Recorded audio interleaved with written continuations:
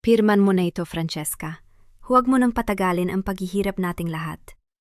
Isipin mo naman ang legacy na iniwan ng biyenan mo. Ngayon pa talaga, Mama? Ngayong araw mismo ng anibersaryo ng kamatayan ni Papa? Wala na ba kayong natitirang respeto para sa kanya? Exactly, Francesca. Your father was a man of honor. Ayaw niyang makitang bumagsak ang grand heritage nang dahil lang sa isang malaking pagkakamali sa audit. This is for the family's survival. Pagkakamali? Ma'am, alam nating lahat na hindi ako ang kumuha ng pondo ng foundation. Bakit ako ang kailangang pumirma ng admission of guilt at waiver ng mga shares ko? Cheska, please. It's just a paper. Gagawa natin ng paraan ito later, okay? Just do this for us, for the sake of the family's name. Don't be so selfish. Selfish? Mateo, 6 na taon kong ibinigay ang buhay ko sa hotel na ito. Ako ang nagbangon sa inyo nung malubog kayo sa utang. Pero ngayon, ako ang itatapon nyo sa harap ng mga leon. Huwag kang mapangahas, Francesca. You owe us everything. Kung hindi dahil sa apelidong ibinigay namin sa'yo, isa ka lang hamak na anak ng bagsak na negosyante. Pirma. Na yun din, o asahan mang bukas na bukas din, ay nasa kalsada ang lahat ng gamit mo. Tumigil ang mundo ni Francesca. Ang tanging naririnig na lamang niya ay ang mahinang pagkutitap ng kandila sa harap ng litrato ng kanyang ama na nasa altar. Ang usok ng insenso ay tilang sumasakal sa kanyang lalamunan, mapait at nakakalunod. Tumingin siya sa portrait ng kanyang papa. Ang mga mata nito na dati ay puno ng ningning ng pag-asa, ngayon ay tila nakatitig sa kanya ng may matinding awa. Sa loob ng silid na iyon, kung saan dapat ay naghahari ang katahimikan at panalangin, tanging ang malalamig na boses ng kanyang biyenan at asawa ang nanginghibabaw. Si Doña Consuelo ay nakatayo ng tuwid. Ang kanyang mamahaling terno ay tila isang baluti ng kapangyarihan, habang si Mateo naman ay hindi man lang makatingin ng diretso sa kanya. Ang kanyang asawa, ang lalaking pinangakuan siyang poprotektahan hanggang sa huling hininga, ay ngayon ay tikom ang bibig habang pinapanood siyang pasukuin sa isang kasalan ng hindi niya ginawa. Dahan-dahang lumapit si Francesca sa mesa. Ramdam niya ang panginginig ng kanyang mga daliri habang hinahawakan ang pluma. Ang bawat hakbang niya ay tila paglalakad sa ibabaw ng mga basag na bubog ng kanyang sariling puso. Ang bigat ng utang na loob na palaging isinusumbat sa kanya ni Doña Consuelo ay tila isang malaking kadena na nakapulupot sa kanyang leeg. Hinihila siya pababa sa ilalim ng madilim na tubig. Muling sumagi sa kanyang isipan ang lahat ng sakripisyo niya. Ang mga gabing walang tulog para ayusin ang mga gusot sa accounting na iniwan ni Mateo. Ang pagtitimpi sa bawat masasakit na salita ni Doña Consuelo tuwing sasapit ang hapunan. Akala niya, ang pagpapakumbaba ay susuklian ng pagmamahal. Akala niya, ang pagiging tapat na asawa ay sapat na para ituring siyang pamilya. Pero sa harap ng krisis na likharin ng kanilang sariling kasakiman, siya ang nakitang pinakamadaling isakripisyo. Wala na ba talagang ibang paraan, Mateo? Tanong ni Francesca. Ang kanyang boses ay isang manipis na sinulid na malapit na maputol. Isusuko mo na lang ba ako ng ganito? Umiwas ng tingin si Mateo at huminga ng malalim. This is business, Cheska, at ikaw ang Chief Financial Officer. It makes sense na ikaw ang managot. Magaling naman ang mga lawyers natin. Hindi ka naman talaga makukulong ng matagal. It's just to calm the investors. Isang mapait na ngiti ang sumilay sa mga labi ni Francesca. Ang bawat salitang binitawan ni Mateo ay tila isang patak ng asido sa kanyang sugatang kaluluwa. Ang amen na binabanggit nito ay hindi kailanman naging kasama siya. Siya ay palaging iba. Isang kasangkapan na ginagamit hanggat may silbi. At itinatapon kapag naging abala na. Naramdaman ni Francesca ang hapdi ng mga luha sa kanyang mga mata. Ngunit tumanggi siyang hayaan itong pumatak sa harap ng 2 taong ito. Inabot niya ang dokumento. Ang puting papel ay tila kabaong ng kanyang dangal.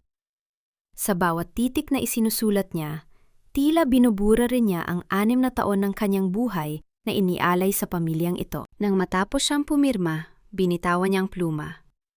Ang tunog nito sa ibabaw ng matigas na kahoy ay tila huling hininga ng kanyang pagtitiis. Mabilis na kinuha ni Doña Consuelo ang papel, tiningnan ng lagda ng may matagumpay na ngiti at mainit na inilagay sa loob ng kanyang gintong clutch bag. "Good. Alam kong gagawin mo ang tama para sa amin," sabi ni Doña Consuelo. Ang kanyang boses ay tila isang matamis na lason. "Now go and finish your prayers for your father. After all, you'll need all the strength you can get for the public announcement tomorrow." Naglakad palabas ang mag-ina. Ang tunog ng kanilang mga hakbang sa marmol na sahig ay tila isang martsa ng tagumpay. Nang marinig ni Francesca ang malakas at malamig na tunog ng pagsasara ng pintuan ng library, doon lamang siya bumigay. Napaluhod siya sa harap ng altar ng kanyang ama. Ang kanyang mga kamay ay nakakapit sa gilid ng mesa hanggang sa mamuti ang kanyang mga kuko. Hindi siya umiyak ng malakas. Ang kanyang paghitpi ay isang tahimik na pagyanig ng balikat, isang piping pagsisigaw sa gitna ng kawalan. Ngunit sa ilalim ng matinding sakit, may isang bagong damdamin ang nagsisimulang sumibol. Isang damdamin na mas matalim kaysa sa pagdadalamhati at mas mainit kaysa sa galit. Dahan-dahang itinaas ni Francesca ang kanyang ulo. Tiningnan niya ang portrait ng kanyang ama. Sa isang mabilis na kilos, idinaan niya ang kanyang kamay sa ilalim ng mesa ng altar, kung saan nakadikit ang isang maliit at itim na kagamitan. Isang digital recorder na kanina pa nakabukas. Hindi alam ng pamilya Grand Heritage. Ngunit ang Francesca na pumasok sa silid na yon ay hindi ang Francesca na lalabas. Ang bawat pang-iinsulto, ang bawat pag-amin ni Mateo sa kanyang mga luho, at ang bawat pagbabanta ni Doña Consuelo ay malinaw na nakatala sa maliit na makinang yon. Tumayo si Francesca at pinunasan ang kanyang mukha. Wala nang bakas ng takot sa kanyang mga mata, tanging ang malamig na determinasyon na tila bakal na dumaan sa apoy. Kinuha niya ang kanyang cellphone at nagdial ng isang numero na matagal na niyang itinatago. "Joaquin," tawag niya ng malamig sa kabilang linya. "Nakuha ko na ang gusto nila. Handa ka na ba sa susunod nating hakbang?" Sa kabilang dako ng lungsod, sa loob ng isang penthouse na puno ng liwanag at mamahaling gamit, si Bianca ay nakahiga sa balikat ni Mateo. Hawak nila ang isang baso ng champagne, ipinagdiriwang ang paglaya mula sa babaeng nagligtas sa kanilang kumpanya. "Sigurado ka bang hindi siya lalaban, Mateo?" tanong ni Bianca. Ang kanyang daliri ay nilalaro ang kwelyo ng lalaki. "Cheska, she's too weak, Bianca. Masyadong mataas ang pagpapahalaga niya sa utang na loob. Hinding-hindi niya tayo sisirain dahil alam niyang madadamay ang pangalan ng tatay niya," sagot ni Mateo nang may tiwala sa sarili. Ngunit habang nagtatawanan sila, hindi nila alam na sa bawat segundong lumilipas, ang mga anino ng kanilang mga lihim ay unti-unti nang humahaba, handang lamunin ang kanilang wad na karangalan. Kinabukasan, sa Grand Heritage Hotel, isang malaking banner ang nakasabit para sa gaganapin charity gala. Ngunit sa gitna ng paghahanda, isang bellboy ang lumapit kay Francesca habang palabas siya ng elevator. Sa isang mabilis na kilos, isang maliit na papel ang iniwan nito sa kanyang palad. Nang buksan ito ni Francesca sa loob ng kanyang sasakyan, tila tumigil ang kanyang paghinga. Nakasulat doon ang isang address at isang pangalan na matagal nang ibinao ni Doña Consuelo sa limot. Doon lamang niya napagtanto na ang laban na ito ay hindi lamang tungkol sa pera o posisyon. Ito ay tungkol sa isang lihim na mas madilim pa kaysa sa pagnanahaw sa foundation. Isang lihim na nakatago sa likod ng mga ngiti ni Joaquin. "Akala niyo ay tapos na ako," bulong ni Francesca sa sarili habang pinapaandar ang makina ng sasakyan. Ngunit dito pa lamang magsisimula ang tunay na gabi ng paghuhukom. Pumasok si Francesca sa kanilang mansyon na tila isang estranjero sa sarili niyang tahanan. Ang bawat sulok ng malawak na sala na siya mismo ang nag-ayos at nagpuno ng mga alaala. ay tila bumubuga ngayon ng malamig at nakakabulag na katahimikan. Ang mga mamahaling kortina na pinili niya para magbigay ng init sa bahay ay tila naging mga pader na naghihiwalay sa kanya sa mundong dati niyang pinangarap. Umakyat siya sa kanilang silid. Ang bawat baetang ng hagdan ay tila isang mabigat na pasanin sa kanyang mga paa. Pagbukas niya ng pinto, ang amoy ng lavender na palaging ang inilalagay para ma-relax si Mateo ay humahalimuyak pa rin. Ngunit sa pagkakataong ito, tila naging mapait ang samyo nito. Inilapag niya ang kanyang bag sa ibabaw ng kama at doon niya napansin ang isang maliit na kulay asul na paper bag mula sa isang kilalang jewelry store sa ilalim ng side table. Dahan-dahang kinabahan si Francesca. Hindi niya kaarawan at wala silang kahit anong okasyong ipinagdiriwang. Sa katunayan, halos hindi na siya niregaluhan ni Mateo sa loob ng 2 taon. Nang buksan niya ang paper bag, tumambad sa kanya ang isang resibo. Isang kwintas na brilyante na nagkakahalaga ng halos $250,000. Ang pangalan ng bumili ay si Mateo, ngunit ang address na nakasulat para sa delivery ay hindi sa kanilang mansyon. Ito ay sa isang penthouse sa Bonifacio Global City. Baka para sa akin ito. Baka surprise. Bulong niya sa sarili, kahit alam ng kanyang puso na niloloko lamang niya ang sariling damdamin. Sa gitna ng kanyang pag-iisip, biglang umilaw ang cellphone ni Mateo na naiwan sa ibabaw ng dresser. Isang notification ang lumabas mula sa isang contact na nakapangalan lamang bilang B. Thank you for the necklace, love. It looks perfect on me. Can't wait for our celebration later. I love you. And so does the little one. Ang mga salitang iyon ay tila mga matatalas na karayom na isa-isang itinusok sa bawat himaymay ng puso ni Francesca. The little one. Ang mga katagang iyon ang pinakamakitid na sugat na dumanak sa kanyang kaluluwa.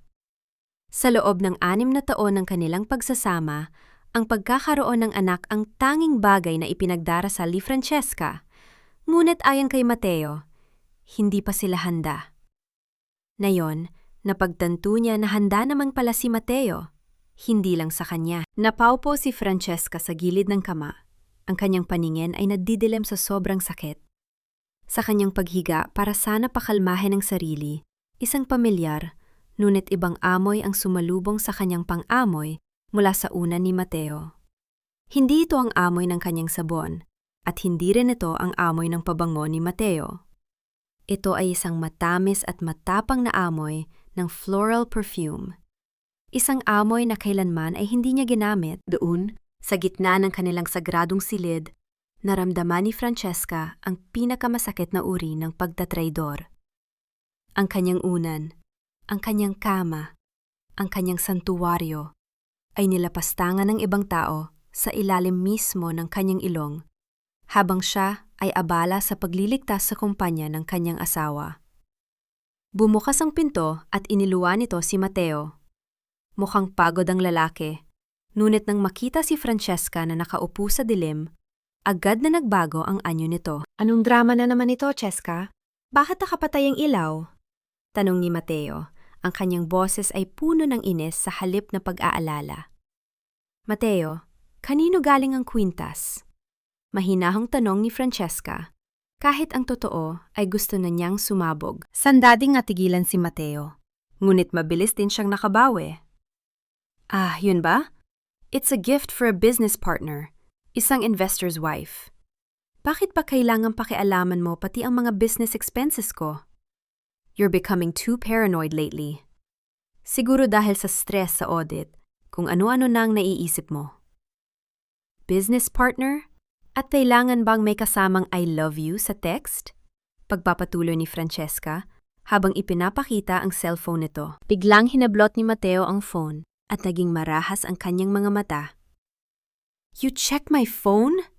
How dare you? Wala ka na bang tiwala sa akin? Pagkatapos ng lahat ng ginawa namin para sa'yo, ito pa ang isusukli mo? You're acting like a crazy woman, Francesca! Kaya siguro hindi tayo magkaanak-anak dahil sa sama ng ugali mo. Ang bawat salita ni Mateo ay tila isang sampal sa mukha ni Francesca. Ang gaslighting na ginagawa nito ay tila isang lason na dahan-dahang pumapatay sa kanyang tiwala sa sarili. Ngunit sa pagkakataong ito, hindi yumuko si Francesca. Nanatili siyang nakatitig sa asawa, binabasa ang bawat kasinungalingan sa mga mata nito. Lalabas muna ako.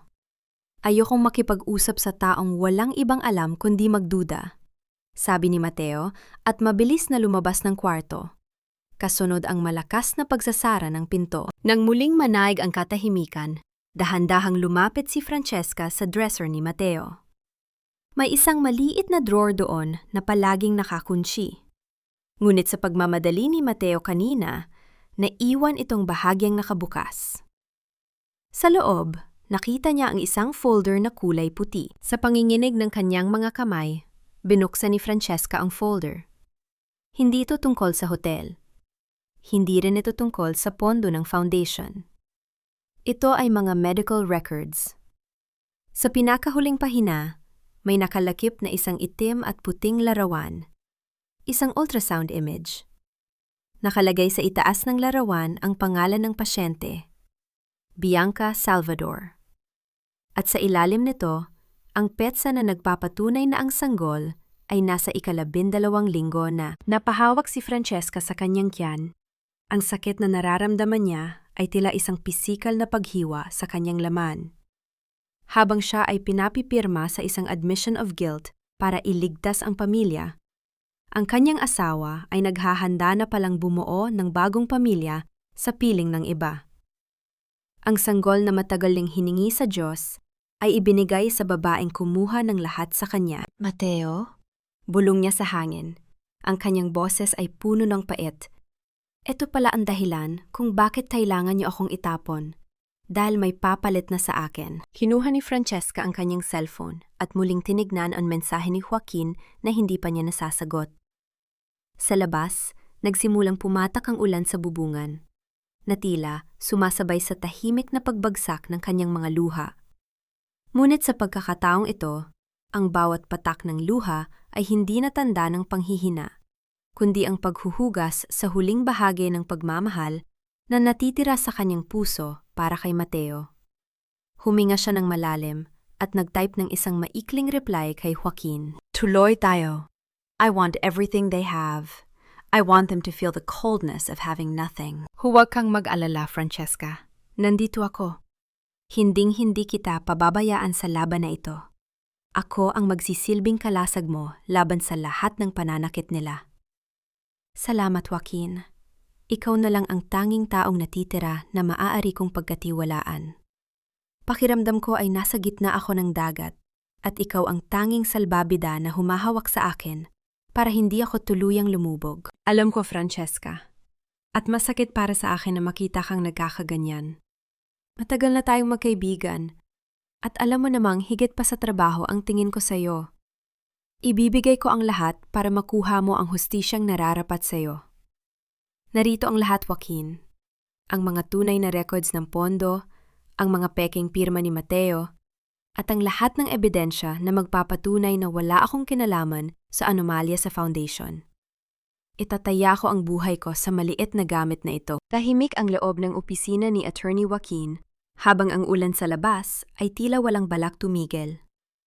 Ang tanging maririnig ay ang mahinang pag-ugong ng air conditioner at ang banayad na paghampas ng mga patak ng tubig sa makapal na salamin ng bintana. Inabot ni Francesca ang isang maliit na kulay pilak na USB drive.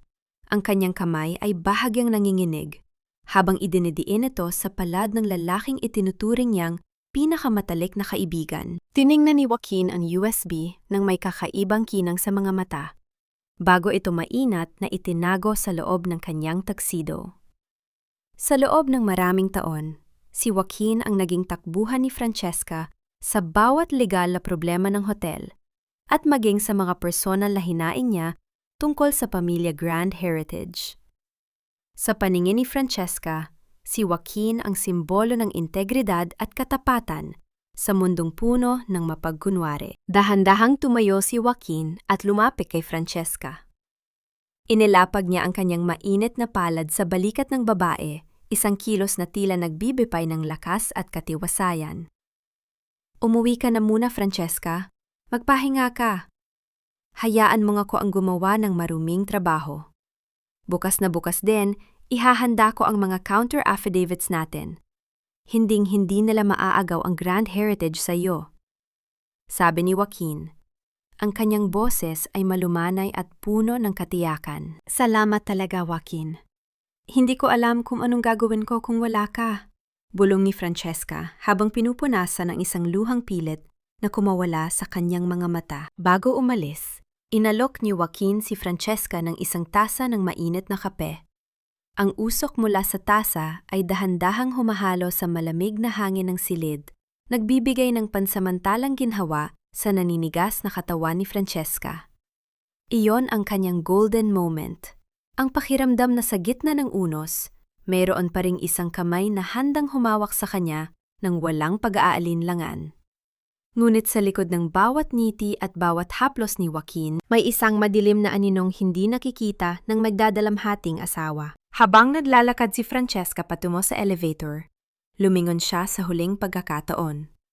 Nakita niya si Joaquin na nakatayo pa rin sa pinto, kumakaway ng may kasamang matamis na ngiti.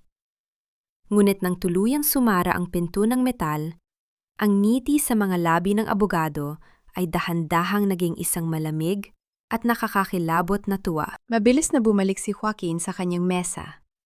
Hindi ang mga dokumento ni Francesca ang kanyang inasikaso. Sa halip, kumuha siya ng isa pang USB drive mula sa kanyang lihim na drawer.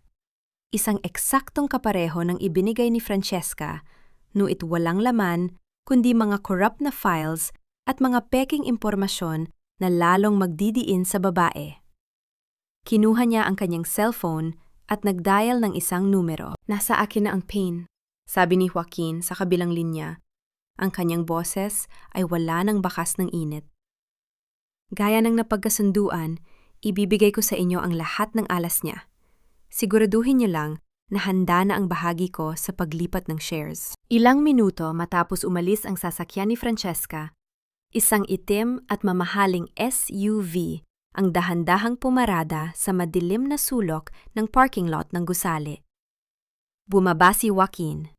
Maingat na tinitignan ang paligid bago mabilis na pumasok sa loob ng sasakyan. Sa loob, naghihintay ang isang babaeng may suot na malaking salamin at balot ng mamahaling sutla ang leeg, si Bianca.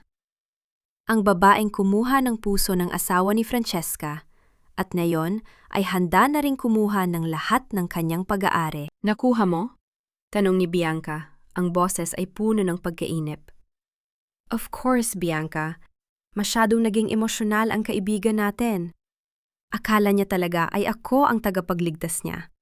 Sagot ni Joaquin habang iniabot ang pilak na USB. Ang tanga niya para isiping sa mundong ito, may mga taong tapat pa rin sa pagkakaibigan. Hinuha ni Bianca ang USB at hinalikan ito ng may kasamang malakas na tawa. Poor Francesca. Inaalagaan niya ang kumpanyang mapupunta rin naman sa anak ko. Mateo will be so happy about this. Ngunit habang nadiriwang ang dalawa sa loob ng sasakyan, hindi nila napansin na mula sa isang malayong puno, may isang matandang babae na nakatayo sa ilalim ng payong, tahimik na pinagmamasdan ang bawat kilos nila.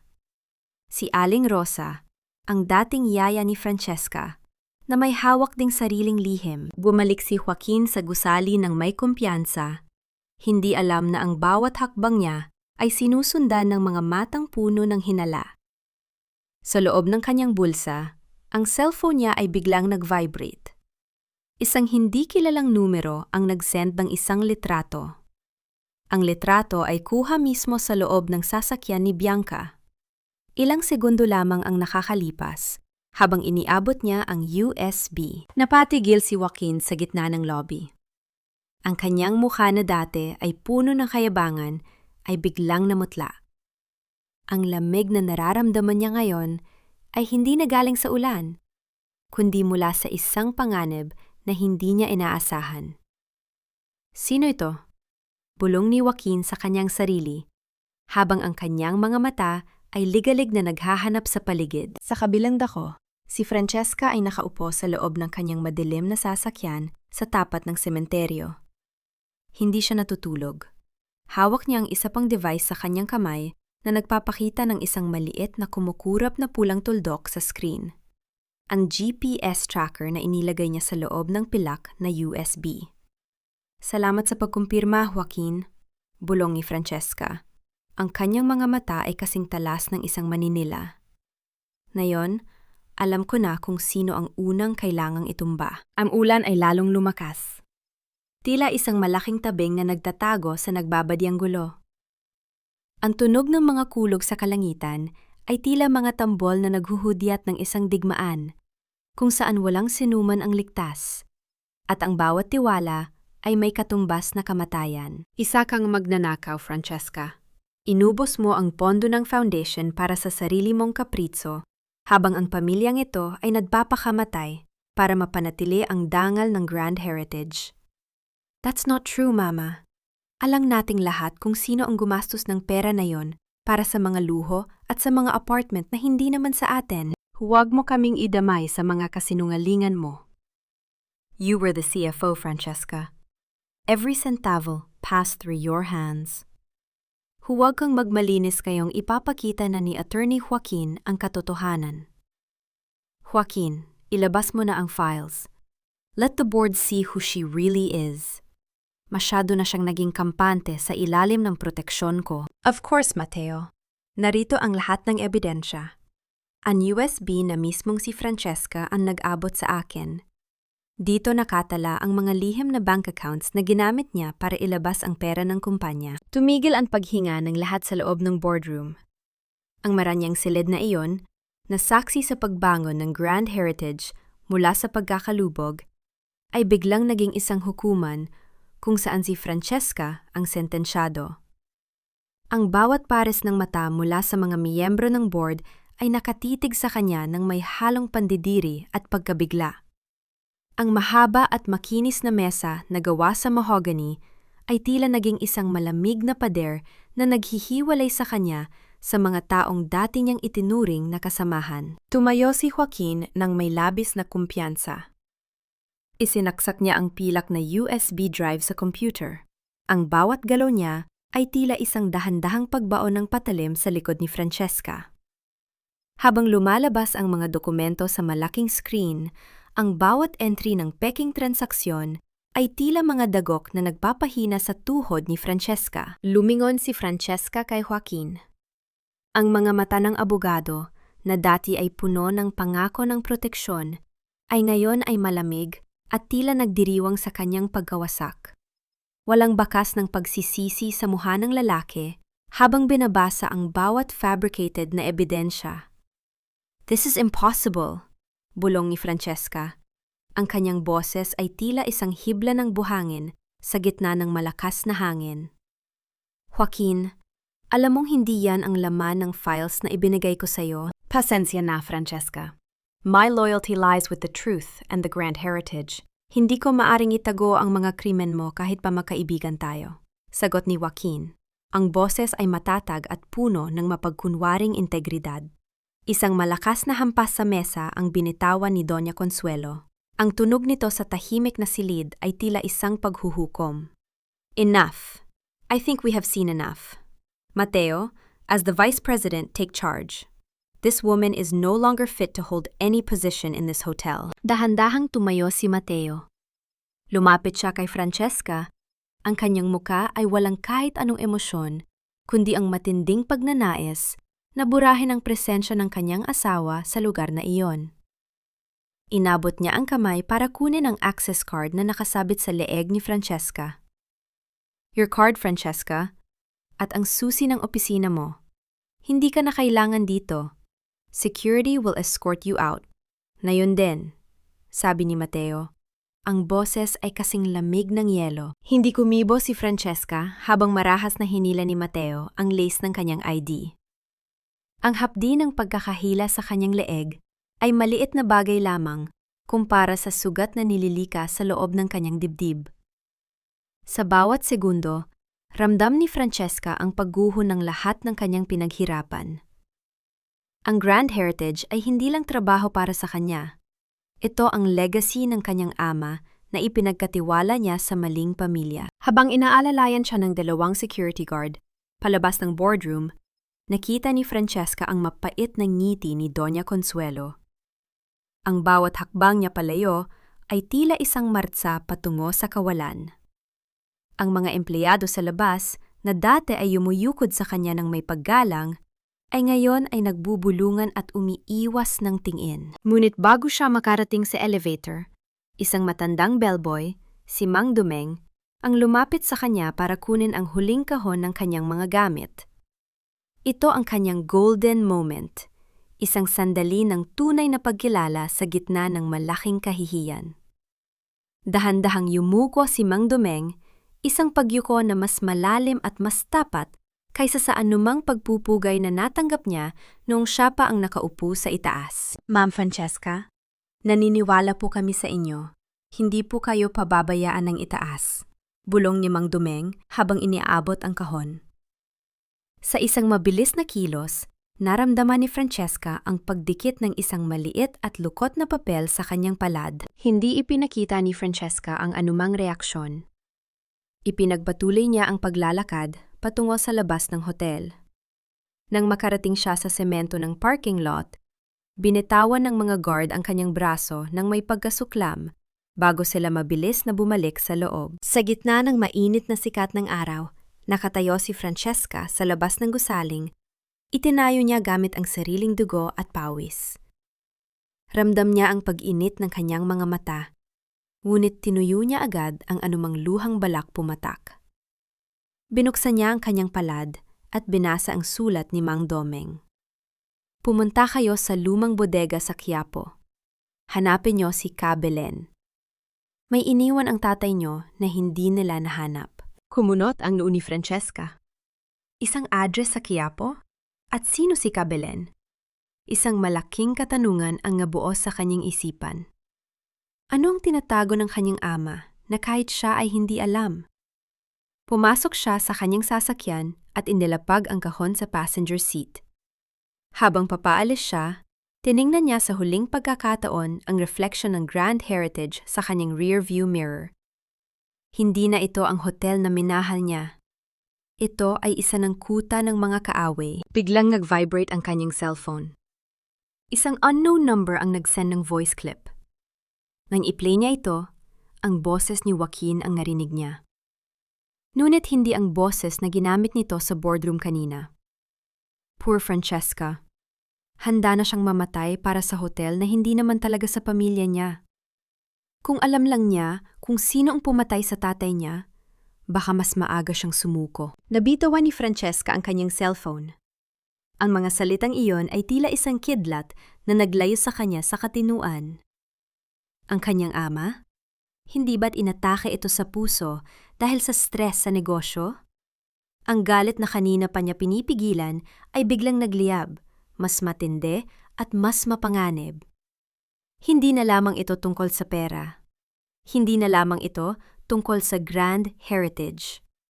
Ito ay tungkol sa katarungan para sa kanyang ama. Akala niyo ay nakuha niyo na ang lahat, bulong ni Francesca. Ang kanyang mga mata ay naglalayab sa ilalim ng madilim na langit ng hapon. Pero hindi niyo alam na binuksan niyo ang pinto ng impyerno na kayo rin ang kapasok.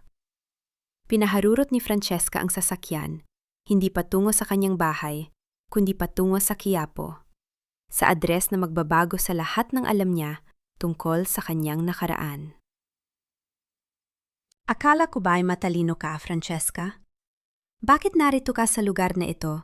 Mukhang basang sisiw at amoy usok ng tambutso? Aling Rosa, hindi ko na po alam kung saan pupunta. Kinuha nila ang lahat.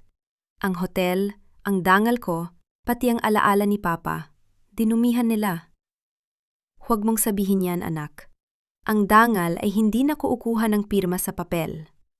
Maupo ka muna. Hayaan mong punasan ko ang iyong buhok. Tignan mo ang sarili mo. Nanginghinig ka na sa ginaw. Bakit po nila nagawa sa akin ito? Lahat naman ibinigay ko. Bakit kailangan pati ang pagkamatay ni Papa ay maging bahagi ng laro nila? Dahil ang mga taong walang kaluluwa, Francesca, ay hindi nakakakita ng liwanag. Pero tandaan mo, ang ulan ay hindi lamang nagdadala ng baha. Naghuhugas din ito ng dumi ng kalsada. Ang ulan sa Quiapo ay hindi katulad ng ulan sa Makati.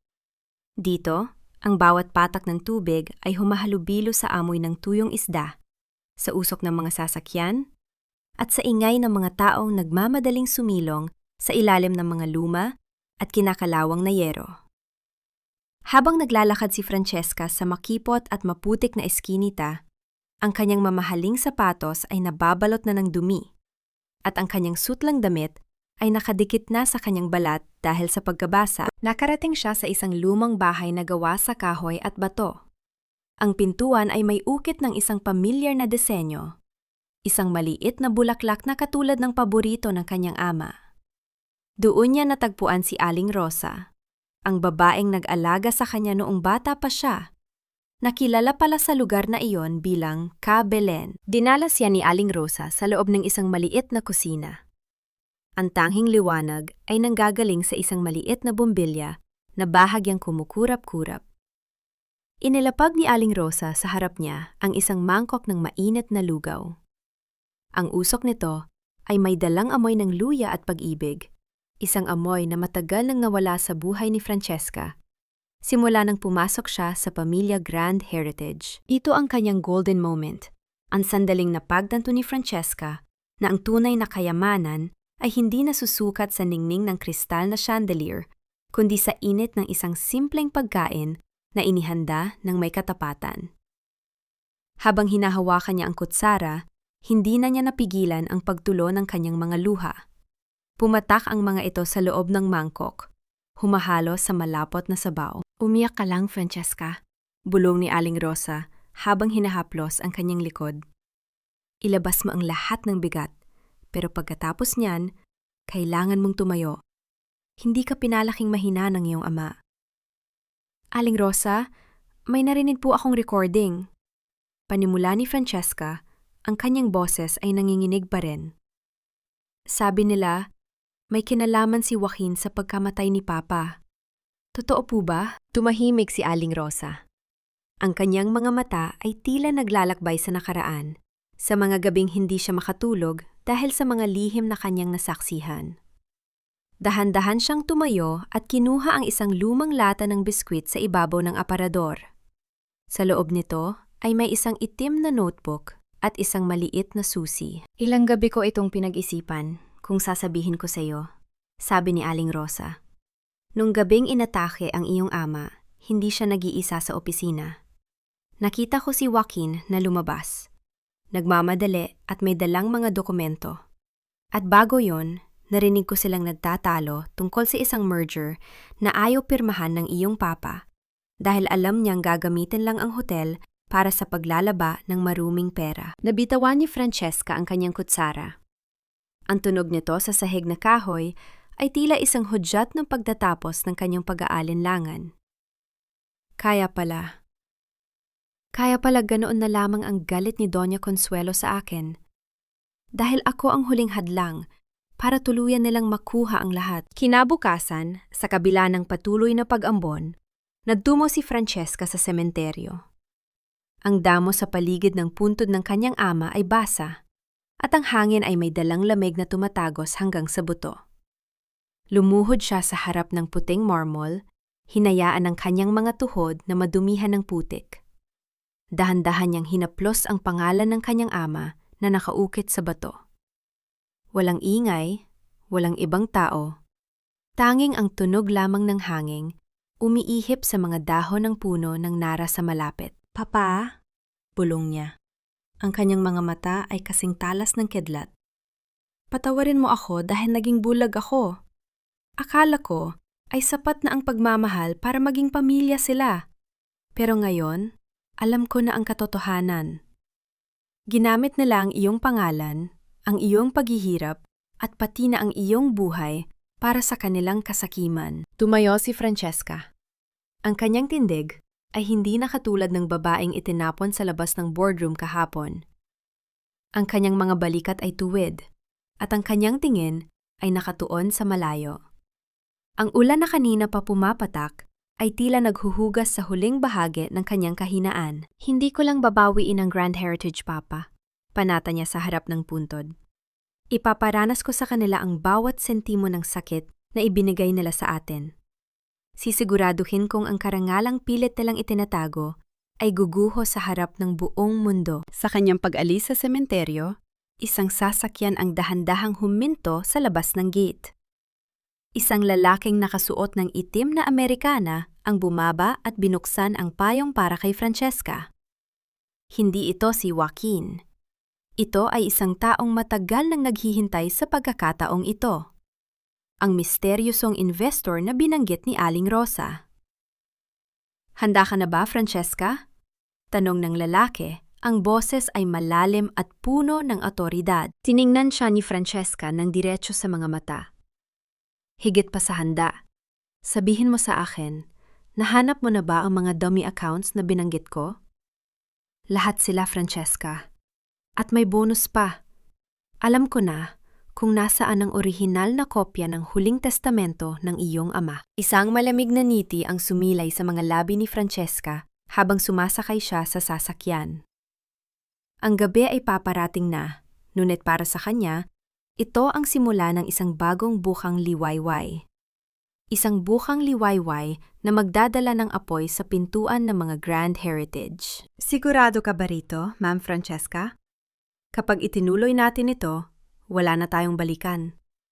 Maaaring mabulabog ang buong Grand Heritage, pati na ang mga inosenteng empleyado. Ilang taon akong naging inosente, Benji. Ilang taon akong nagbulag-bulagan sa ngalan ng pagmamahal. Ngayon, gusto ko namang makakita sila ng katotohanan, gaano man ito kapait. Naka-ready na ang lahat ng accounts. Ang bawat sentimong inilipat ni na Mateo at Bianca sa mga kumpanyang nakapangalan sa driver at katulong nila na trace ko na. Isang click ko lang, puputok ang balitang ito sa buong social media. Huwag muna. Gusto kong panoorin silang magsaya habang akala nila ay wala na ako. Ibigay mo sa akin ang access sa lahat ng security cameras ng hotel. Gusto kong makita kung paano nila nilalapastangan ang legacy ng papa ko. Ma'am, yung USB na ninakaw ni Joaquin, nakaping na sa radar natin. Nasa loob siya ng isang mamahaling penthouse sa BGC. Kasama niya si Bianca. Sa loob ng isang maliit na silid sa itaas ng talyer ni Benji sa Sampaloc, ang tanging nagbibigay ng liwanag ay ang asul na ningning mula sa 3 monitors. Si Benji ay isang dating IT head ng hotel na tinulungan ni Francesca noong mamatay ang anak nito. Ngayon, ang kanyang utang na loob ay naging sandata ni Francesca. Ang bawat linya ng code sa screen ay tila mga hibla ng sapot na dahan-dahang bumabalot sa pamilya Grand Heritage. Huminga ng malalim si Francesca. Inayos niya ang kanyang lumang salamin, isang salamin na matagal na niyang hindi isinusuot dahil sinasabi ni Mateo na mukha siyang matanda rito. Ngunit ngayon, habang pinagmamasdan niya ang mga dokumento sa harap niya, ang salamin na iyon ay nagsilbing bintana sa realidad na pilit niyang iniwasan. Ito ang kanyang golden moment. Ang sandali ng muling pagbukus, ang pagtanggap na ang kanyang katalinuhan ay hindi dapat itinatago sa likod ng pagiging isang masunuring asawa. Tignan mo ito, Benji. Turo ni Francesca sa isang particular na bank account. Ang USB na ibinigay ko kay Joaquin, akala niya ay nakuha na niya ang lahat.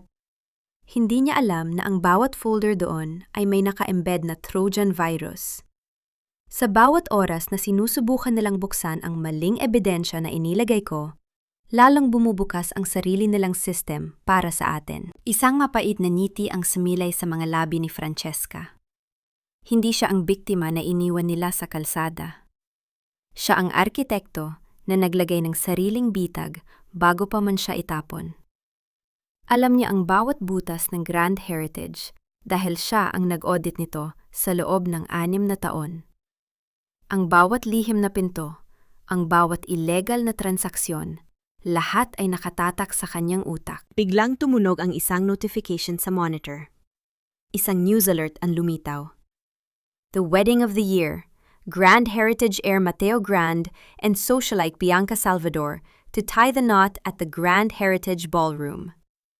Napatitig si Francesca sa mga larawan ni na Mateo at Bianca na nakangiti sa harap ng mga kamera. Ang sakit na dati ay sumasakal sa kanya ay napalitan na ng isang malamig na pagtanggap.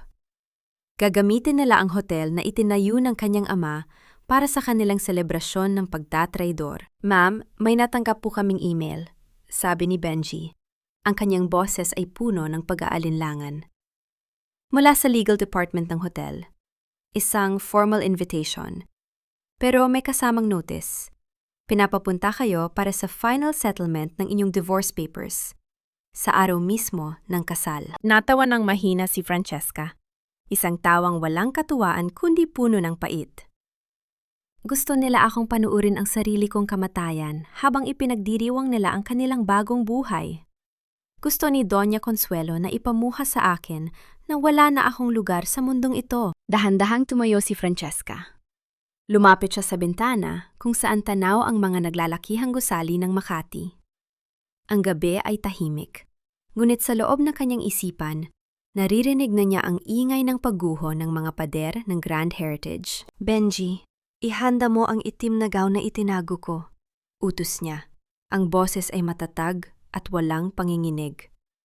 At siguraduhin mong ang livestream na gagawin natin ay hindi mapuputol.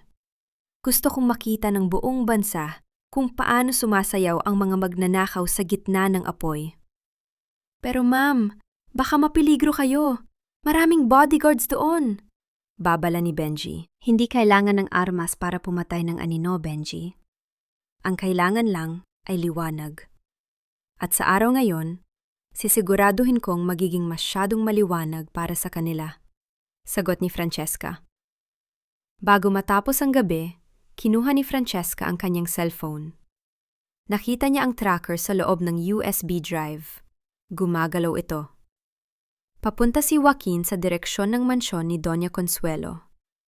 Ang mga daga ay unti-unti nang nagsasama-sama sa iisang butas. Naupo muli si Francesca sa harap ng keyboard. Ang tunog ng kanyang pagtype sa gitna ng katahimikan ng madaling araw ay tila isang nakakatakot na orasan na nagbibilang ng nalalabing oras ng kanyang mga kaaway. Bawat dokumento na kanyang ini-encrypt, bawat file na kanyang inihahanda ay isang pako sa kabaong ng pamilya Grand Heritage. Isang linggo, Mateo, bulong ni Francesca habang nakatingin sa portrait ng kanyang asawa sa monitor. Isang linggo na lang at malalaman mo kung gaano kalalim ang hukay na ginawa mo para sa sarili mo.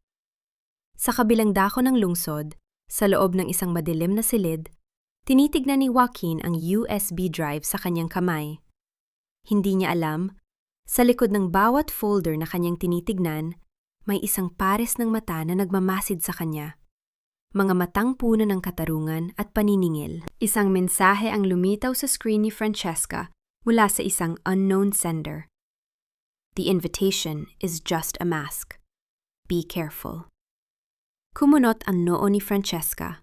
May isa pa bang manlalaro sa gitna ng kaling ito? Ngunit hindi na siya natatakot. Pagkatapos mawala ang lahat, tanging ang katotohanan na lamang ang kanyang pinanghahawakan. Bagay sa iyo ang kulay na yan, Francesca. It hides the dark circles under your eyes. Ganyan ba talaga kapag laos na at itinapo na ng pamilyang dati mong pinagsilbihan? Bianca, hindi ko alam na mahilig ka pala sa mga lugar na ganito. Akala ko ay sa mga ukay-ukay o sa mga nakaw na gamit ka lang sanay. How dare you? I am the future Mrs. Grand. At itong gown na sinusukat ko, it costs more than your entire life savings. Poor Francesca, looking so pathetic while watching me achieve everything you failed to keep. Achieve? Ang pumatol sa lalaking may asawa at magnakaw ng kumpanya ang itinuturing mong achievement. You have very low standards, Bianca. Just like the man you're about to marry. Bitter as ever. Sa bagay, anong aasahan ko sa isang babaeng hindi man lang mabigyan ng anak ang asawa niya? You're a failure as a woman, Francesca.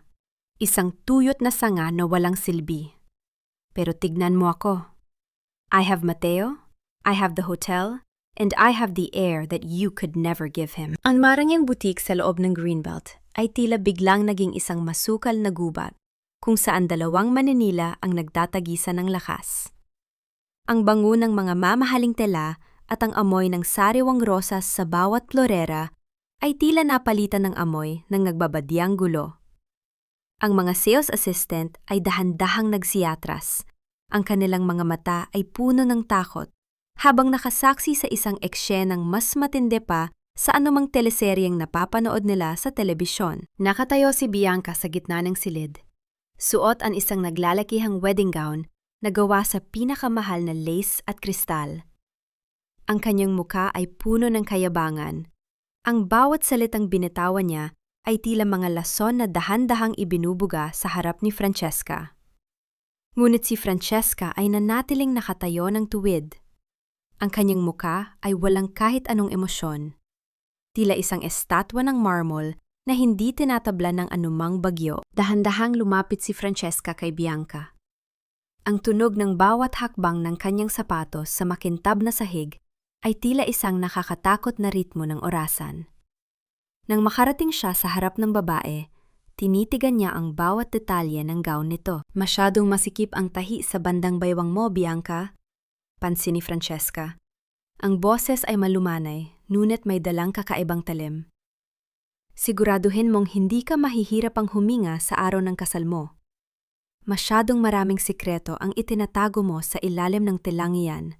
Baka bigla kang kapusin ng hangin kapag lumabas na ang katotohanan. Biglang namutla si Bianca. Ngunit mabilis din siyang tumawa ng mapait. Katotohanan? Ang katotohanan ay wala ka nang magagawa. Sa susunod na linggo, magiging legal na ang lahat. Mateo will be mine, and you will be just a dark spot in his past. Sa gitna ng kanilang pagtatalo, isang maliit na butones na gawa sa perlas ang dahan-dahang natanggal mula sa manggas ng gown ni Bianca at bumagsak sa sahig. Ang tunog nito ay tila isang maliit na hudyat sa gitna ng katahimikan. Yumuko si Francesca at pinulot ang butones. Ito ang kanyang golden moment. Isang sandali ng kakaibang katahimikan kung saan ipinakita niya ang kanyang hindi matatawarang kontrol sa sarili. Dahan-dahang kinuha ni Francesca ang kamay ni Bianca at inilagay ang butones sa kanyang palad. Nahulog ang iyong dekorasyon, Bianca. Gaya ng iyong maskara, dahan-dahan na ring nalalagas ang mga bagay na pilit mong ikinakabit sa iyong pagkatao.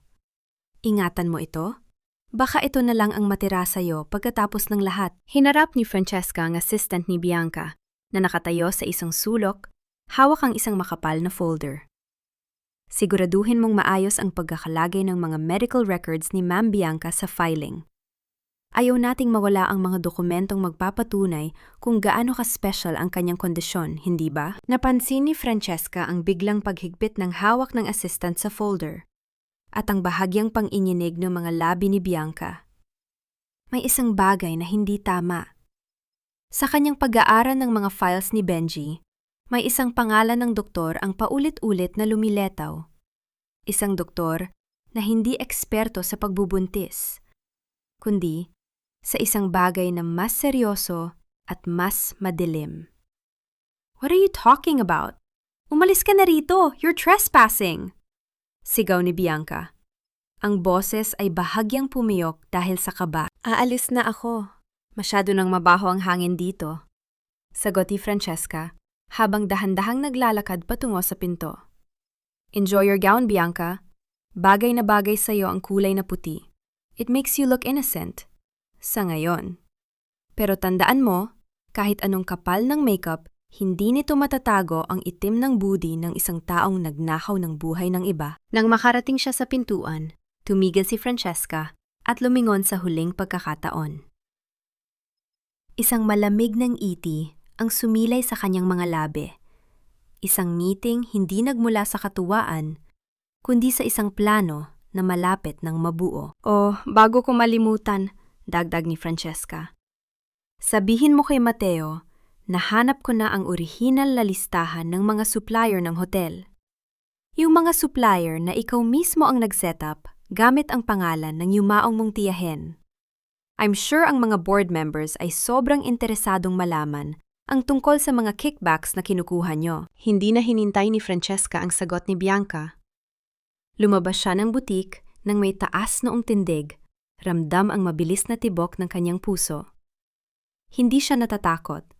Sa halip, nararamdaman niya ang isang uri ng kuryente na dumadaloy sa kanyang mga ugat. Habang naglalakad siya sa mall, mabilis siyang nag-type sa kanyang cellphone. Benji, trace Dr. Arnaldo Solis. Alamin mo kung bakit siya ang palaging binibisita ni Bianca. At hanapin mo ang koneksyon niya sa pamilya ni Doña Consuelo. May malaking butas sa kwento ng pagbubuntis niya at sisiguraduhin nating doon sila tuluyang mahuhulog. Ang sikat ng araw sa labas ng mall ay tila lalong nagningning para kay Francesca. Ang bawat hakbang niya ay tila isang dahan-dahang pag-akyat patungo sa rurok ng kanyang paghihigante. Hindi lang ito tungkol sa sakit. Ito ay tungkol sa pagwasak sa bawat kasinungalingan na binuo nila para siya ay saktan. Magpakasaya ka muna sa gown mo, Bianca, bulong ni Francesca habang sumasakay sa kanyang sasakyan. Dahil sa araw ng kasal nyo, sisiguraduhin ko ang puting tilang, iyan ay magiging kulay ng iyong pagsisisi. Joaquin, bakit hanggang ngayon ay hindi nyo pa rin mabuksan ang mga dokumento sa loob ng USB na iyon? Bukas na ang kasal at kailangan na nating mailipat ang huling bahagi ng mga shares ni Francesca bago ang pirmahan ng prenuptial agreement ni Mateo at Bianca.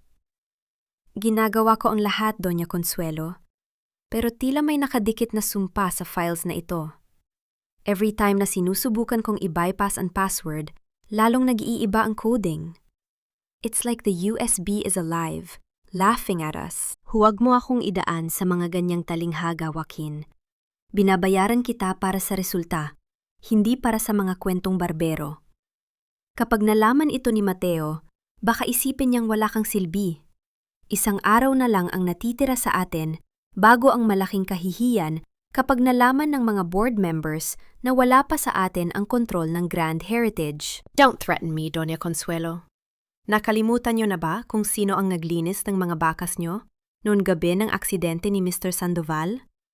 Kung wala ako, baka matagal na kayong nabubulok sa kulungan, kasama ang anak niyong walang muwang. Sa loob ng malawak na library ng mansyon, ang tensyon ay tila isang makapal na usok na sumasakal sa bawat hininga. Ang bawat salita ni Joaquin ay tila isang matalim na kutsilyo na humihiwa sa peking kapayapaan ng pamilya Grand Heritage. Sa kabilang dako ng mansyon, sa loob ng kanyang silid, si Mateo ay nakaupo sa gitna ng kadiliman. Hawak niya ang isang lumang litrato, ang larawan nila ni Francesca noong araw ng kanilang kasal. Pinagmasdan ni Mateo ang mukha ni Francesca sa litrato. Ang ngiti nito noon ay puno ng katapatan, isang uri ng liwanag na hindi niya kailanman nakita kay Bianca.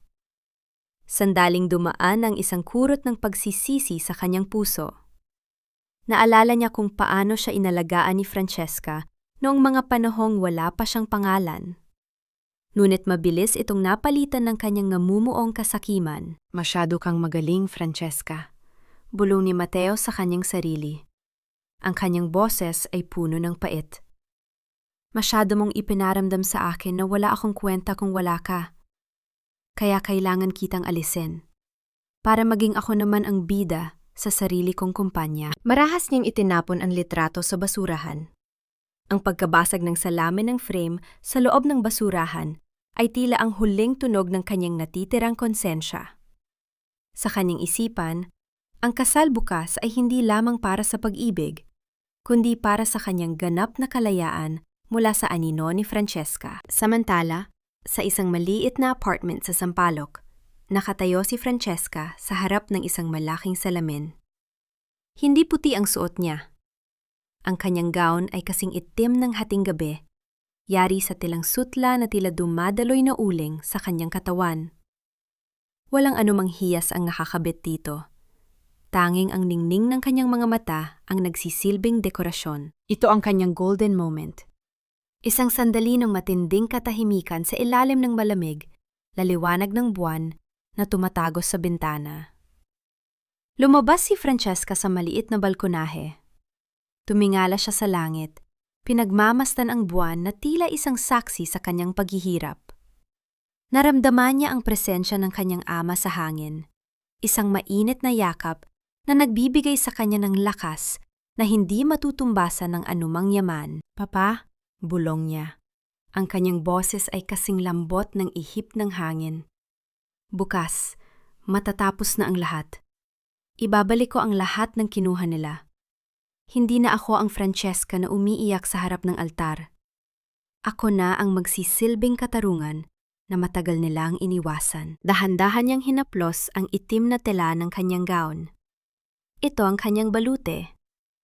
Ito ang suot ng isang hukom na handa ng magbaba ng sentensya. Sa loob ng kanyang isipan, inisa-isa niya ang bawat muka ng mga taong nagtraidor sa kanya. Ang bawat hapdi ng nakaraan ay naging panggatong sa apoy na nagliliyab sa kanyang dibdib. Biglang uminit ang kanyang cellphone sa ibabaw ng mesa. Isang tawag mula kay Benji. Ma'am Francesca, may nangyari na. Ang boses ni Benji ay puno ng excitement at kaba. Napasok na natin ang pinaka-core ng system nila at may nakita kaming hindi inaasahan. Ang lahat ng accounts na ginagamit ni Joaquin at Doña Consuelo para sa kanilang mga kickbacks, wala na itong laman. May nag-drain ng lahat ng pondo nila 3 oras na ang nakalilipas. Napatigil si Francesca.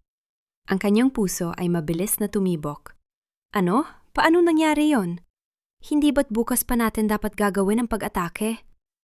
Yon ang hindi ko maintindihan, ma'am. Tila may isa pang anino na gumagalaw sa dilim. At ang pondo, inilipat ito sa isang trust account na nakapangalan sa inyong ama. Isang misteryosong miiti ang sumilay sa mga labi ni Francesca. May isa pa palang kakampi na hindi niya inaasahan. Ngunit bago pa siya makapag-isip ng malalim, nakarinig siya ng isang kakaibang tunog mula sa kanyang laptop. Ang tracker sa USB ni Joaquin ay biglang nagpulso ng kulay pula. Pinuksan nila Benji, sabi ni Francesca. Ang kanyang boses ay puno ng determinasyon. Pinuksan na nila ang file na may virus. Ngayon, ang bawat camera sa Grand Heritage, bawat speaker, at bawat digital screen ay hawak na natin. Handa na ang lahat para bukas, ma'am. Ang buong bansa ay magiging saksi sa pinakamalaking pagbagsak sa kasaysayan ng high society. Pinatay ni Francesca ang tawag. Humiga siya sa kanyang kama, ngunit hindi para matulog. Pinakinggan niya ang bawat tunog ng gabi, ang malayo na busina ng mga sasakyan, ang mahinang huni ng mga insekto, at ang sarili niyang mahinahon na paghinga. Ang bawat segundo ay tila isang dahan-dahang paghakbang patungo sa gilid ng bangin. Ilang oras ang lumipas sa gitna ng paghihintay. Ang kadiliman ay dahan-dahang nagbigay daan sa isang maputlang liwanag sa silangan. At sa eksaktong 5:00 ng madaling araw, ang matinis na tunog ng kanyang alarm clock ay pumutok sa loob ng silid. Ang bawat tibok ng orasan ay tila isang hudyat ng simula ng digmaan. Bumangon si Francesca. Ang kanyang mga mata ay gising na gising. Tumingin siya sa salamin at nakita ang isang babaeng hindi na natatakot sa dilim. Good morning, Mateo. Good morning, Doña Consuelo. Bulong niya habang sinisimulang isuot ang kaning itim na gown. Sana ay nagustuhan niyo ang inyong huling gabi ng kapayapaan. Dahil simula ngayon, wala nang ititirang silid para sa inyong mga kasinungalingan. Sa mansyon ng mga Grand Heritage, si Doña Consuelo ay nakatayo sa harap ng malaking bintana, tinitignan ang papalubog na bituin. Ang kanyang kamay ay nanginginig habang hawak ang isang baso ng matapang na kape. May isang malamig na pakiramdam na gumagapang sa kanyang likuran. Isang babala na ang araw na ito ay hindi magtatapos sa paraang kanyang binalak. Siguraduhin mong hindi sisipot ang babaeng yon, Mateo. Ayokong masira ang araw na ito ng kahit anong amoy ng kahapon. Don't worry, Mom. I've doubled the security. she won't be able to step a foot inside the Grand Heritage. Inutusan ko na silang kaladkarin siya palabas kung magtangkaman siya. Good. Bianca looks radiant. Ito ang kailangang makita ng press. Ang tunay na reyna ng hotel na ito. Hindi ang isang anak ng talunang negosyante. Actually, Mom, ang press ay mas interesado sa kung bakit biglang naglaho ang ating dating CFO. Pero mamaya, malilimutan din nila yon kapag nakita na nila ang yaman at kapangyarihan natin. Let them talk for now. Today, she is nothing but a ghost. Isang alaala na dahan-dahan nating buburahin sa kasaysayan ng pamilyang ito. Ang marangyang ballroom ng Grand Heritage Hotel ay tila isang paraiso sa ilalim ng dagat ng mga bulaklak at kristal. Ang bawat chandelier ay nagliliyab sa ningning, na tila mga bituin na bumaba para saksihan ang pagsasanib ng dalawang makapangyarihang pangalan. Ang mga bisita na binubuo ng mga pinakamataas na tao sa lipunan ay abala sa pakikipagpalitan ng mga niting plastic at mga bulong na puno ng inggit. Ang mga marites ng high society ay tila mga bubuyog na humuhuni sa bawat sulok. Hinihintay ang anumang pagkakamali na maaari nilang pag-usapan sa susunod na linggo. Nakatayo si Mateo sa harap ng altar. Suot ang kanyang puting taksido na tila sumisimbolo sa isang bagong simula. Ngunit sa likod ng kanyang maaliwalas na mukha, nararamdaman niya ang kakaibang kaba na hindi niya maipaliwanag. Ang bawat pagbati ng kanyang mga kaibigan ay tila mga etso na walang laman. Sa kabilang dako, si Doña Consuelo ay nakaupo sa harapang hilera. Ang kanyang tindig ay puno ng kayabangan habang tinitignan ang mga kamera ng media na kumukuha ng bawat detalye ng okasyon. Nagsimumulang tumugtog ang marubdob na tunog ng mga biolin. Ang bawat nota ay tila isang dahan-dahang pagbubukas ng tabing para sa pangunahing tauhan. Bumukas ang malaking pintuan ng ballroom at iniluwa nito si Bianca. Ang kanyang wedding gown ay tila isang ulap ng puting lace at mga diamanteng kumikinang sa bawat galaw niya. Ang kanyang lakad ay puno ng pananagumpay. Ang kanyang tingin ay nakatuon kay Mateo na tila sinasabing nakuha na niya ang lahat ng sakay Francesca. Ito ang kanyang golden moment. Isang sandali kung saan ang bawat mata sa loob ng silid ay nakatuon sa kanya. Sa gitna ng kanyang paglalakad, isang maliit na bata ang naghagis ng mga talulot ng rosas sa kanyang dadaanan. Bahagyang tumigil si Bianca at numiti sa bata. Isang ngiting tila nagpapakita ng pagiging inosente at kabutihan. Kahit na ang totoo ay nararamdaman niya ang bigat ng lihim na itinatago niya sa kanyang sinapupunan at sa kanyang budhi. Nang makarating si Bianca sa tabi ni Mateo, dahan-dahang kinuha ng lalaki ang kanyang kamay. Ang lamig ng kamay ni Bianca ay bahagyang nagpakunot ng noo ni Mateo, ngunit agad niya itong binalewala. Humarap sila sa pari, handa nang bigkasin ang mga pangakong alam nilang dalawa na wala namang katotohanan. Sa gitna ng ating selebrasyon, panimula ni Doña Consuelo habang tumatayo para sa kanyang maikling talumpate bago ang seremonya. Nais kong ipaalala sa lahat na ang Grand Heritage ay hindi lamang isang gusali. Ito ay simbolo ng karangalan at katapatan. At ngayong araw, habang pinag-iisa natin ang dalawang puso, pinag-iisa rin natin ang kinabukasan ng ating imperyo. Isang masigabong palakpakan ang pumuno sa silid. Ang bawat tunog ng palakpak ay tila isang sampal sa alaala ni Francesca. Ngunit sa gitna ng katuwaan, biglang tumigil ang musika. Hindi ito ang nakaplano sa programa. Ang bawat biolinista ay napatigil, ang kanilang mga busog ay nakabitin sa hangin. Ang katahimikan na sumunod ay tila isang mabigat na kumot na bumalot sa buong ballroom. Mula sa dulo ng mahabang pasilyo, narinig ang isang tunog. Ang bawat pagtama ng takong ng sapatos sa makinis na marmol ay tila isang nakakatakot na ritmo ng orasan na nagbibilang ng nalalabing sandali ng katahimikan. Ang tunog ay malakas, matatag, at walang pangiinginig. Bumukas muli ang malalaking pintuan. Ngunit sa pagkakataong ito, Walang puting tela ang sumalubong sa kanila. Isang babaeng nakasuot ng itim na gown na kasing itim ng pinakamadilim na gabi ang pumasok. Ang kanyang buhok ay nakapusod ng maayos at ang kanyang muka ay walang bakas ng kahit anong emosyon, kundi ang isang uri ng otoridad na hindi matititigan ng matagal. Si Francesca. Ang bawat bisita ay napasinghap. Ang mga bulong ay naging malakas na ingay. Si Mateo ay napaatras ng isang hakbang. Ang kanyang muka ay nawala ng kulay. Si Bianca naman ay napahawak ng mahigpit sa kanyang wedding bouquet hanggang sa madurog ang ilang mga bulaklak dito. I object to this marriage. Hindi sumigaw si Francesca. Ang kanyang boses ay mahinhin, ngunit ang bawat salita ay tila isang kulog na umalingaw-ngaw sa bawat sulok ng ballroom. Dahil ang kasalang ito ay hindi itinayo sa pag-ibig, kundi sa mga ninakaw na pangarap at mga duguang kamay. Tumayo si Doña Consuelo. Ang kanyang muka ay nagliliyab sa galit. "Security! Get this woman out of here!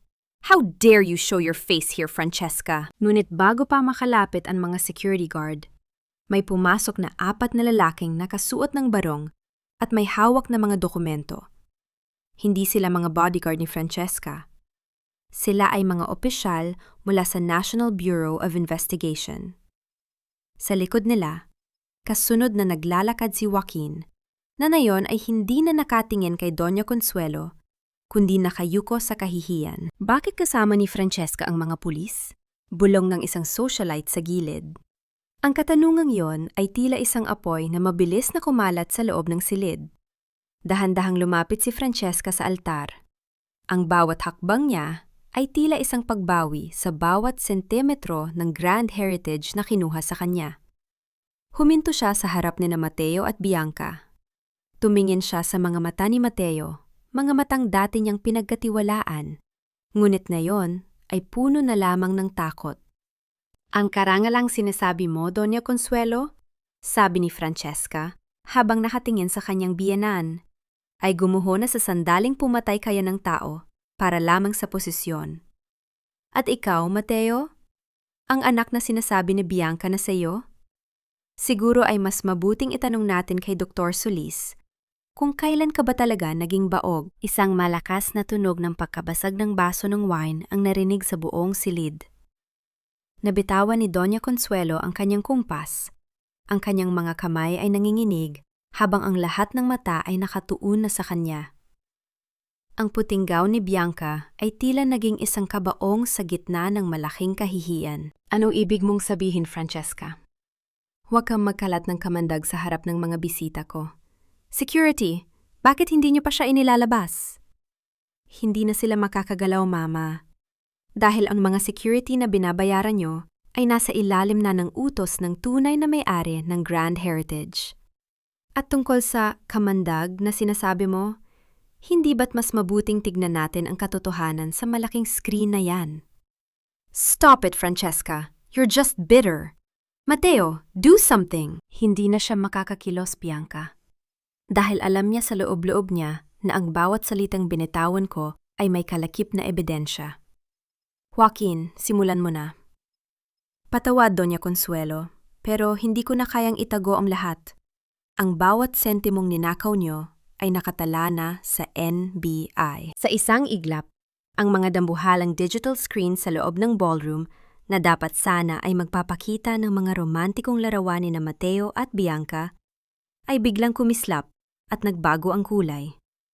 Sa halip ng mga ngiti at bulaklak, pumulaga sa buong high society ang mga bank statement, mga pirma sa dummy companies at ang mga lihim na pag-uusap sa pagitan ni Joaquin at Bianca. Ang bawat dokumento ay tila mga dambuhalang kuko na bumabaklas sa bawat pader ng kasinungalingan na itinayo ng mga Grand Heritage. Narinig ang mahinang huni ng mga computer servers sa background, habang ang Trojan virus na itinanim ni Francesca ay dahan-dahang binubuksan ang lahat ng naka-encrypt na files sa harap ng publiko.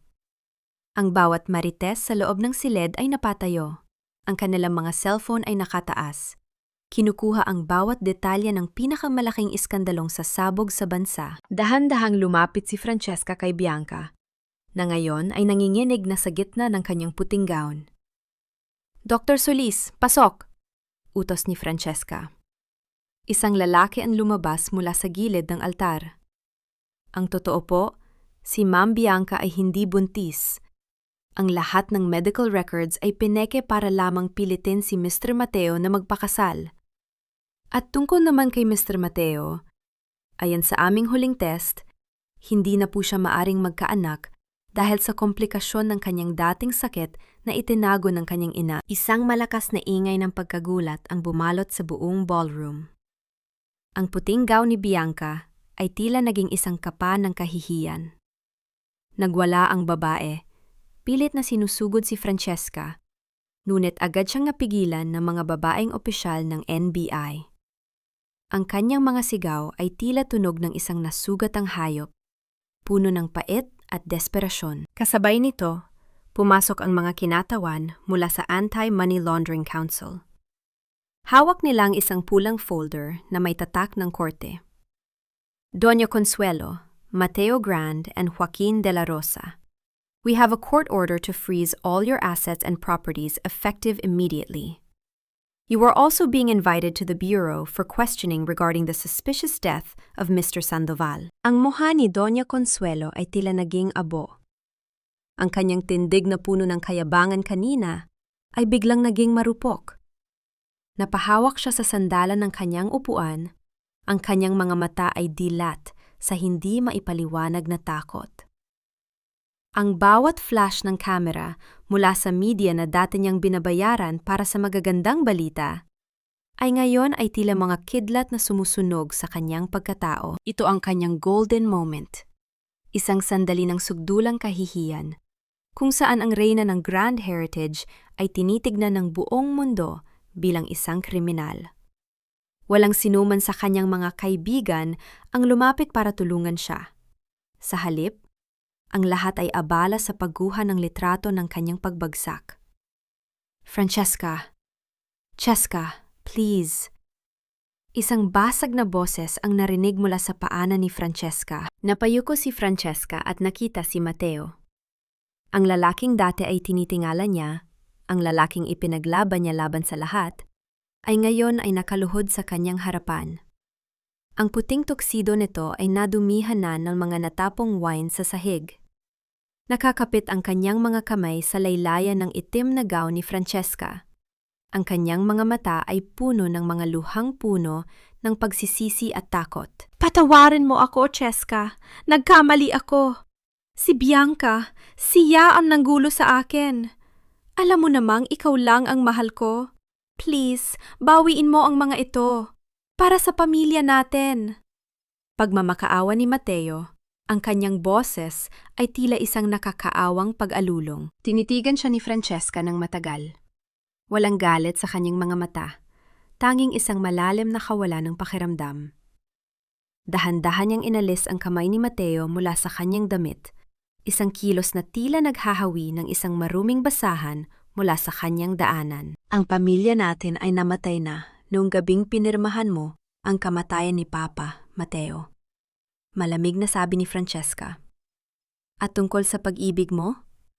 Ang pag-ibig ay hindi nananakit, hindi nagnanakaw, at hindi nagtatraidor.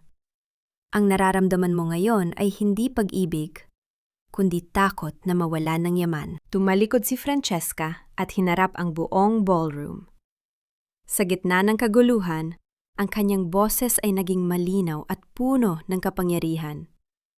Sa lahat ng narito, ang Grand Heritage ay magsasara muna ng 3 araw para sa internal audit at reorganization. Lahat ng ilegal na transaksyon ay itatama. At sa bawat empleyado na natakot at naging biktima ng pamilyang ito, asahan niyo ang hustisya. Habang inilalabas si Doña Consuelo at Mateo, na may mga posa sa kanilang mga kamay, narinig ang malakas na tunog ng mga sirena ng pulis sa labas ng hotel. Ang marangyang ballroom ay tila naging isang malaking selda kung saan ang bawat isa ay kailangang sumagot sa kanilang mga kasalanan. Naglakad si Francesca palabas ng hotel. Ang bawat hakbang niya ay tila isang paglilinis sa bawat sulok ng Grand Heritage. Nang makarating siya sa pintuan, lumingon siya sa huling pagkakataon. Nakita niya si Joaquin na dinadala rin ng mga pulis. Ang kanyang mukha ay nakayuko sa lupa. Ang USB na dati ay pinag-agawan nila ay ngayon ay nasa kamay na ng katarungan. Tapos na, Papa, bulong ni Francesca, habang nakatingin sa langit, kung saan ang mga bituin ay nagsisimula ng maglaho dahil sa paparating na liwanag ng bukang liwayway. Nakuha na natin ang hustisya. Sumakay siya sa kanyang sasakyan. Ramdam ang isang kakaibang gaan sa kanyang dibdib. Ang bawat segundo ng sakit na pinagdaanan niya ay tila naging mga pait na gamot na nagpagaling sa kanyang sugatang kaluluwa.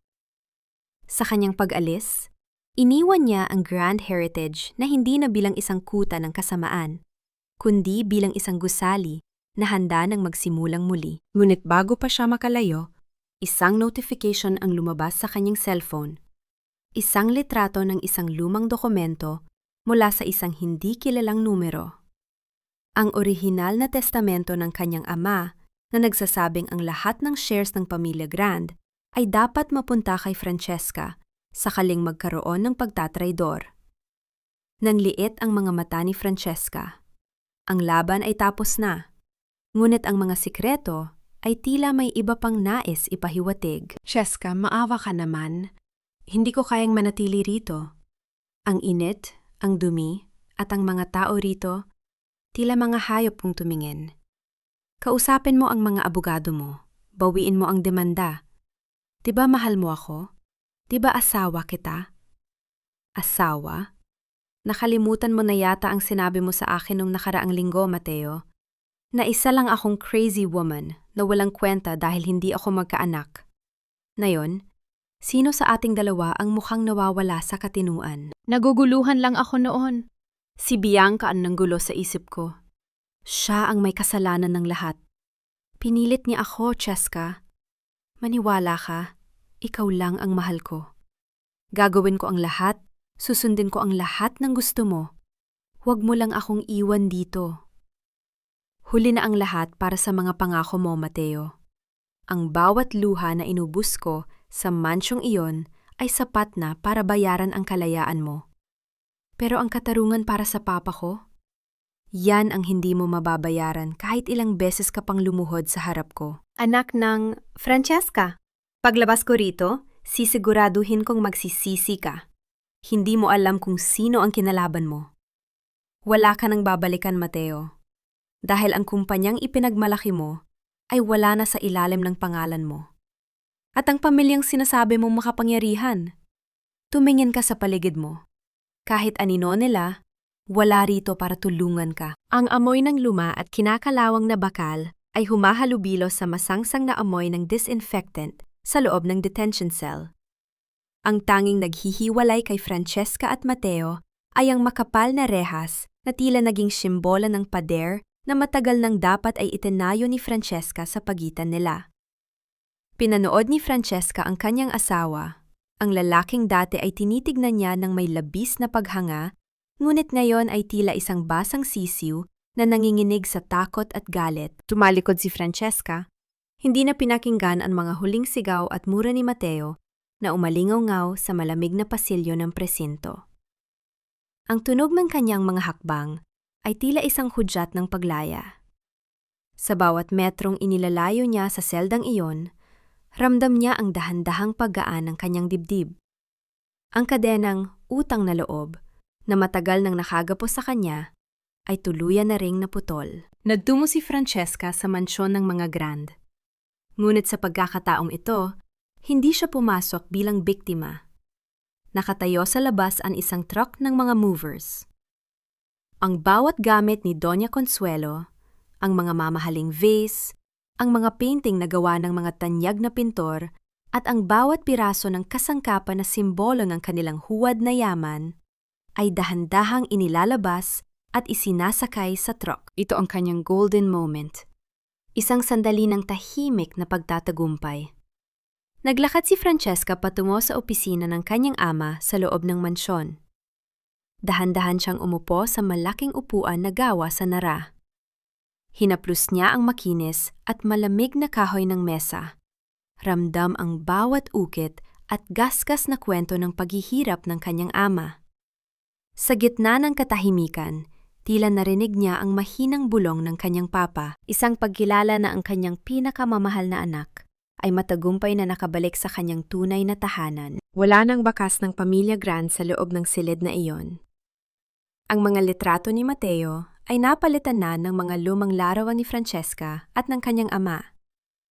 Ang bawat sulok na dati ay puno ng mapagkunwaring autoridad ni Doña Consuelo, ay ngayon ay puno na ng sariwang hangin at liwanag, ng araw na tumatagos sa malalaking bintana. Sa ulang pagkakataon sa loob ng maraming taon, naramdaman ni Francesca na siya ang may hawak ng manibela ng kanyang buhay.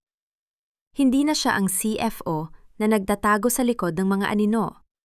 Siya na ang chairman ng Grand Heritage, ang babaeng magsisilbing bagong pundasyon ng kumpanya. Nang matapos ang araw, nagtungo si Francesca sa kanyang bagong opisina sa hotel. Ang bawat empleyado na kanyang nadadaanan ay yumuyukod ng may tunay na paggalang.